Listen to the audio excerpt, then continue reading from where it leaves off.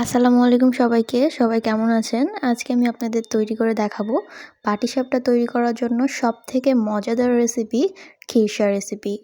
সেই খেরশা রেসিপিটাই আজ আপনাদের সঙ্গে আমি শেয়ার করতে যাচ্ছি। চলুন তাহলে রেসিপিটা শেয়ার করা যাক। সবার প্রথমে আমি এখানে 1/2 লিটার পরিমাণ দুধ নিয়েছি। তারপরে একটা এলাচ এবং একটা দারচিনি ফালটা করে দিয়েছি।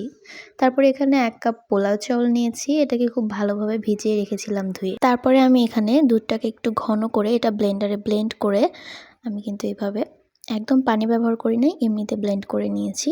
আর যখন এটাকে ঢালবেন অনবরত নাড়াচাড়া করবেন, তাছাড়া কিন্তু দলা পেকে যেতে পারে। তারপরে এই যে দেখতে পাচ্ছেন আমি এখানে অল্প সামান্য একটু কনডেন্স মিল্ক দিয়েছি। এটা স্কিপ করতে পারেন, এটা আমাদের পছন্দ সেই কারণে দিয়েছি। তারপরে এটা আস্তে আস্তে দেখবেন ঘন হয়ে আসবে এবং বুদবুদি ওঠা শুরু করবে।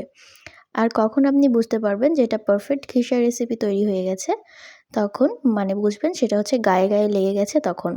তারপরে এখানে আমি লালি গুড় অ্যাড করছিলাম, আর এই সময় কিন্তু চুলার জাল আমি একদম বন্ধ করে দিয়েছিলাম। আর এটা যদি চুলায় করেন তাহলে কিন্তু একদম জালটা আস্তে দিয়ে দিবেন, তাছাড়া দুধটা কেটে যাওয়ার সম্ভাবনা থাকে। তারপরে এই যে তৈরি হয়ে যাচ্ছে আস্তে আস্তে করে পোলাও চাউলের খেসা রেসিপি। এটা কিন্তু আপনি ফ্রিজে সংরক্ষণ করে পাটিসাপটা পিঠায় ব্যবহার করতে পারেন।